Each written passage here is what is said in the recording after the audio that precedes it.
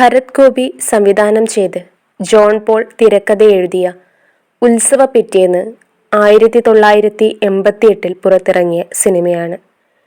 മലയാളത്തിലെ ഏറ്റവും മികച്ച ട്രാജഡി ഡ്രാമകളിൽ ഒന്നായി ഈ സിനിമയെ കണക്കാക്കുന്നു. ഒരു തറവാടിൻ്റെ തകർച്ചയെയും അതിനിടയിൽ പെട്ടുപോകുന്ന നിഷ്കളങ്കനായ ഒരു മനുഷ്യൻ്റെ മാനസിക സംഘർഷങ്ങളെയും ചിത്രം ഹൃദയസ്പർശിയായി അവതരിപ്പിക്കുന്നു.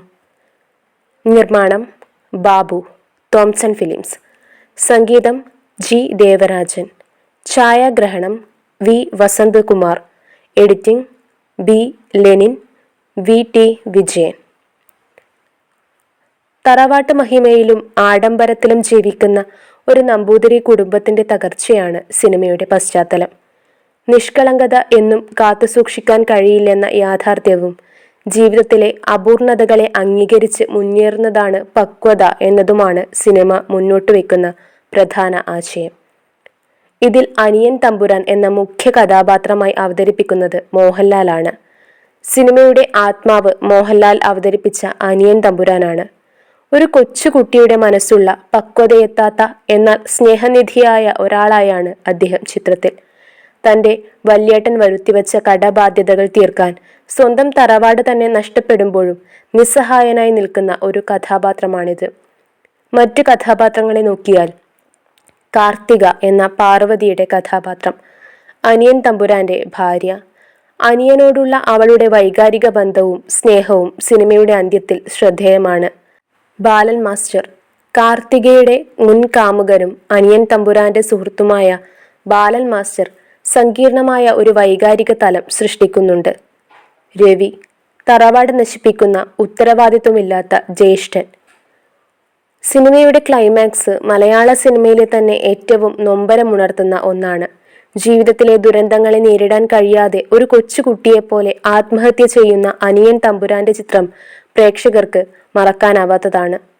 ഭരത് ഗോപിയുടെ സംവിധാനവും ജോൺ പോളിന്റെ ലളിതവും എന്നാൽ ആഴമേറിയതുമായ ഡയലോഗുകളും ചിത്രത്തെ ഒരു ക്ലാസിക് നിലവാരത്തിലേക്ക് ഉയർത്തുന്നു. ജി ദേവരാജൻ ഒരുക്കിയ സംഗീതം സിനിമയുടെ മൂഡിന് ഏറെ അനുയോജ്യമാണ്. ഈ സിനിമയിലെ അനിയൻ തമ്പുരാൻ എന്ന മോഹൻലാലിന്റെ കരിയറിലെ ഏറ്റവും മികച്ച നിഷ്കളങ്ക കഥാപാത്രമാണ്.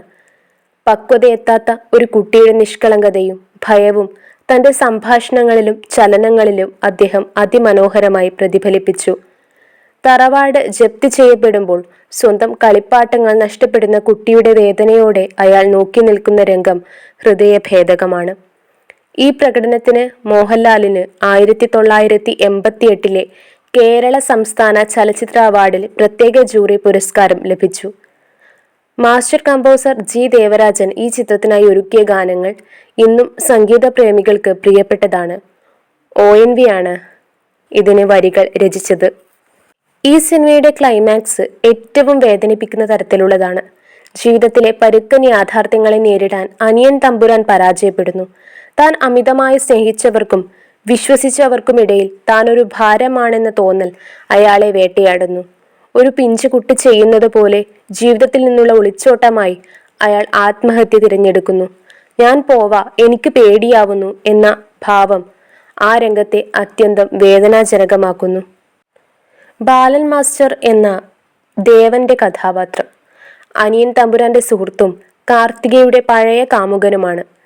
അനിയന്റെ നിഷ്കളങ്കത തിരിച്ചറിയുന്ന ബാലൻ മാസ്റ്റർ അവരോടുള്ള സ്നേഹവും കടപ്പാടും കാരണം തന്റെ പ്രണയം ഉള്ളിലൊതുക്കുന്നു. സങ്കീർണമായ ഒരു ത്രികോണ പ്രണയത്തിന്റെ നിഴൽ ഇവിടെയുണ്ടെങ്കിലും അത് വളരെ മാന്യമായിട്ടാണ് അവതരിപ്പിക്കപ്പെട്ടത്. കാർത്തിക ആവട്ടെ അനിയൻ തമ്പുരാനെ വിവാഹം കഴിക്കേണ്ടി വരുന്നു. തുടക്കത്തിൽ ഒരുതരം നിസ്സംഗത കാണിക്കുന്നുണ്ടെങ്കിലും പിന്നീട് അയാളുടെ നിഷ്കളങ്കതയിൽ അവൾ അലിഞ്ഞു ചേരുകയാണ്. ഒരു ഭാര്യ എന്നതിലുപരി ഒരമ്മയെപ്പോലെ അനിയനെ സംരക്ഷിക്കാൻ ശ്രമിക്കുന്ന കാർത്തികയുടെ കഥാപാത്രം പാർവതിയുടെ കരിയറിലെ മികച്ച ഒന്നാണ്.